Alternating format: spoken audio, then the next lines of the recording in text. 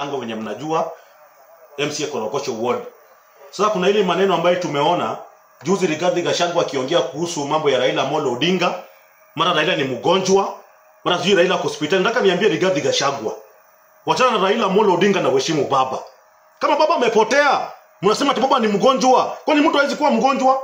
Baba aenda Dubai na aende hospitali, utajuaje kama kuna mtu wake mgonjwa? So I want to tell Rigathi Gachagua, wachana na Raila Amolo Odinga.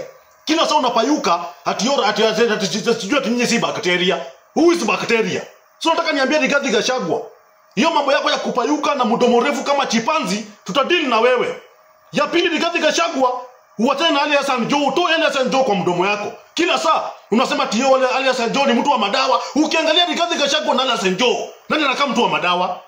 Rigathi Gachagua anakaa mtu wa madawa na sura mbaya kama ya chipanzi wewe. Nataka niambie Rigathi Gachagua, utaheshimu Raila Odinga na Ali Hassan Joho. Na mimi nakupatia onyo. Na tunataka tukuambie, if you have proof kwamba Ali Hassan Joho anauza madawa, utoe hiyo proof. Shame on you. Na venye unakaa mweusi kama makaa wewe. Unasema ati Ali Hassan Joho anauza madawa. Kati ya Rigathi Gachagua na Ali Hassan Joho, ukiweka Ali Hassan Joho hapa na uweke Rigathi Gachagua hapa, unaweza chagua nani kwa watu wawili? Mtu anakaa mweusi ni kama ametoka kwa makaa, alafu anakuja kusema ati watu wanauza madawa. So nataka niambie Rigathi Gachagua, uheshimu Raila Amolo Odinga na uheshimu Ali Hassan Joho. Kwa maana huyo alikuwa deputy party leader wetu.